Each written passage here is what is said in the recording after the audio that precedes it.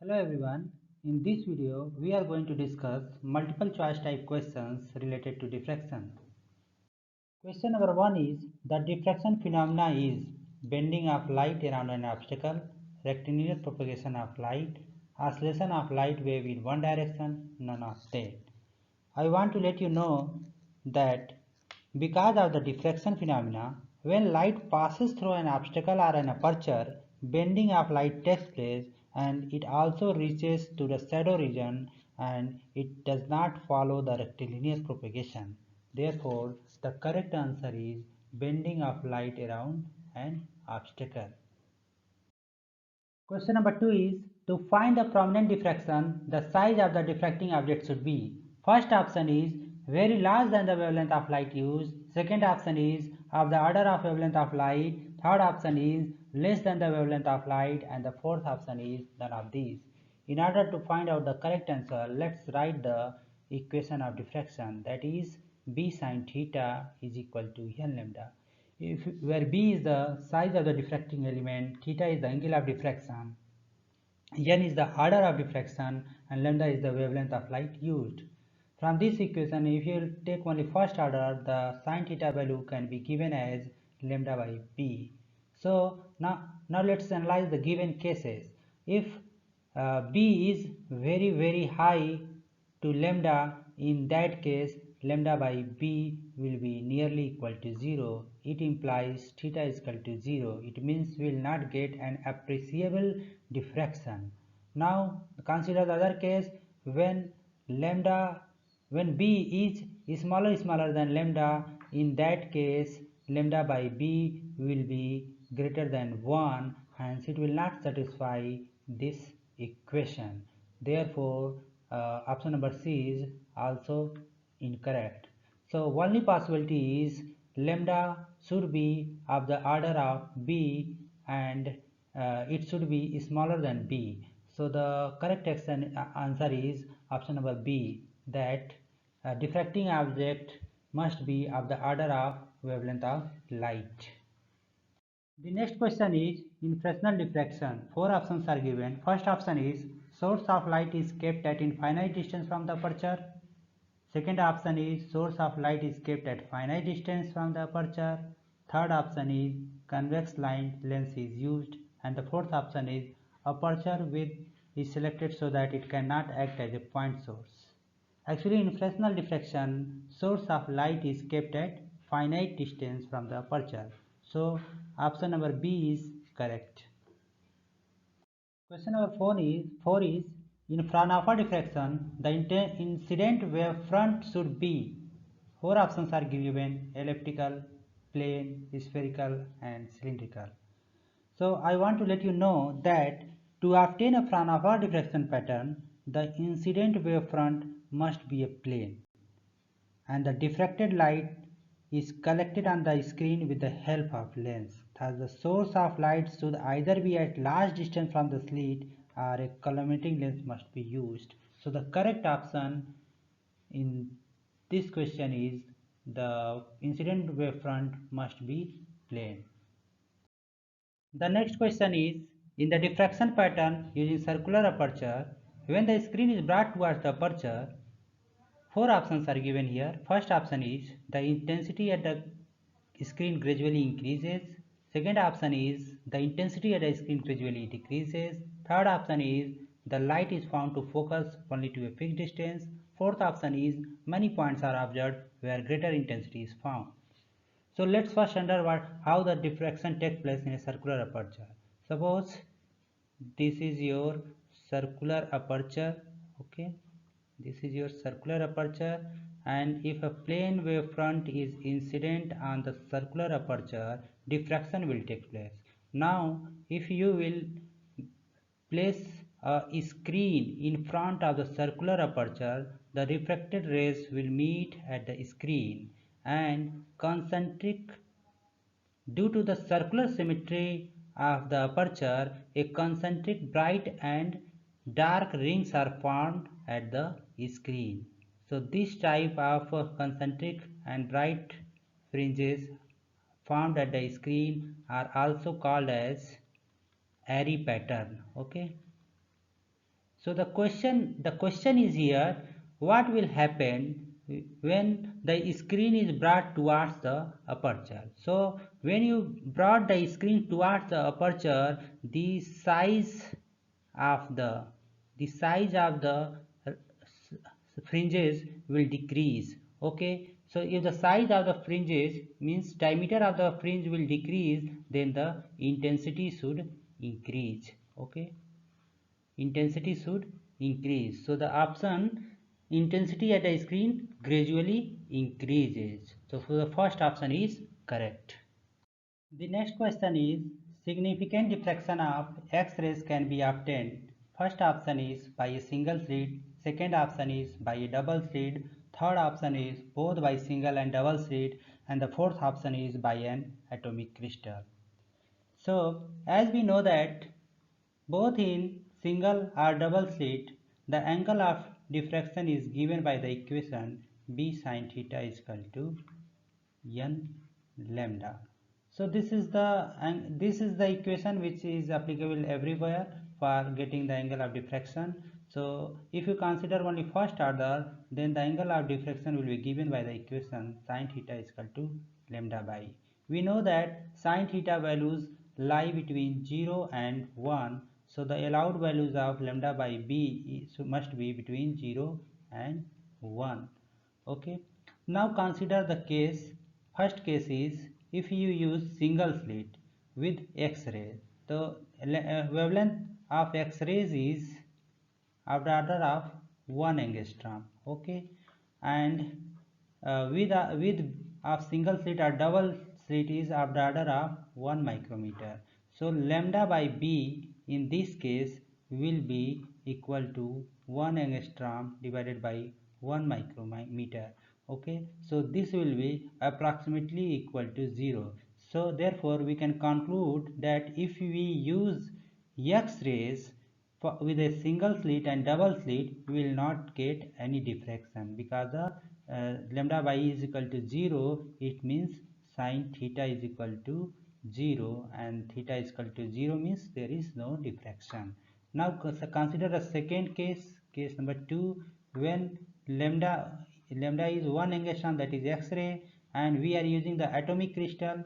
Since we are using the atomic crystal, the spacing between the atoms in the atomic crystal are order of typically we can say that it is about 4 angstrom. So in this case, lambda by b will be smaller than 1 and greater than 0. So we can say here that significant diffraction of X-rays can be obtained by an atomic crystal but not by single or double slit. Okay, so option number D is correct. The next question is, maximum number of orders found with a grating is, first option is independent of grating element, second option is directly proportional to the grating element, third option is proportional to the wavelength, and fourth option is none of these. In order to find out the correct answer, let's first write the grating equation. So grating equation can be written as d sin theta n is equal to n lambda, where n is the order of the spectra and lambda is the wavelength and d is the grating element. Okay, so n, that is the order of grating spectra, is given by the equation d sin theta n by lambda. So n will increase if theta will increase. So but the maximum possible values of theta is 90 degree, or we can say the maximum possible values of sin theta is 1 only. So n is proportional to d by lambda. So n depends upon, maximum values of n depends upon d and lambda. So we can say that highest maximum number of orders found with grating is directly proportional to the grating element. So we can say that option number B is correct. Next question is, the resolving power of a grating increases. First option is as the number of ruled lines per centimeter of a grating increases. Second option is as the number of ruled lines per centimeter of a grating decreases. third option is as grating element decreases, and the fourth option is none of these. In order to find out the correct answer, let's first write the expression for resolving power of a grating. The expression for resolving power of grating can be written as n into n, where n is the small n is the grating order of the grating spectra, and capital N is the total number of lines on the grating. So n is the total number of ruled lines on the grating. So clearly from this expression we can conclude that resolving power will increase as we go for higher order, and resolving power will also increase as the number of ruled lines will increase on the grating. So the correct answer is option number A, that is resolving power of a grating will increase as the number of ruled lines per centimeter of a grating increases. Question number 9 is, which of the following statement is true in case of dispersive power of grating? First option is, it is directly proportional to the number of lines per centimeter of grating. Second option is, it is inversely proportional to cos theta. Third option is, it is directly proportional to order of diffraction. And the fourth option is all of these. So first I would like to define dispersive power. Dispersive power of a grating is defined as the ratio of the difference in the angle of diffraction of any two neighboring spectral lines to the difference in the wavelength between the two spectral lines, and it can be mathematically written as d theta by d lambda. Okay, so this is the expression for definition for dispersive power of grating. Now let's see what will be the value of d theta by d lambda for the case of grating. So in case of grating you can write d sin theta is equal to n lambda. Okay, now differentiating with respect to theta and lambda will get d cos theta d theta is equal to n d lambda. We can write it as d theta by d lambda is equal to n upon d cos theta. So this is expression for dispersive power of grating. Clearly dispersive power of grating is proportional to the order of spectra, order of diffraction, and it is inversely proportional to the grating element, and it is also inversely proportional to the cos theta. Okay, and we can also write it n upon cos theta into n, where n is the number of lines per centimeter and it is equal to n is equal to 1 upon d. So from this expression we can see that dispersive power is directly proportional to the number of lines per centimeter of the grating. So first option is also correct. Now it is inversely proportional to the cos theta. Yes, dispersive power is inversely proportional to the cos theta. Second option is also correct. Third option is given, it is directly proportional to the order of spectra. Yes, it is directly proportional to n, hence the directionally proportional to the order of diffraction. Hence all three options are correct. So the correct option here will be all of these. Question number 10 is, in a plane diffraction grating, width of the principal maxima increases. First option is as number of slits decreases. Second option is as number of slits increases. Third option is both A and B. And the fourth option is none of these.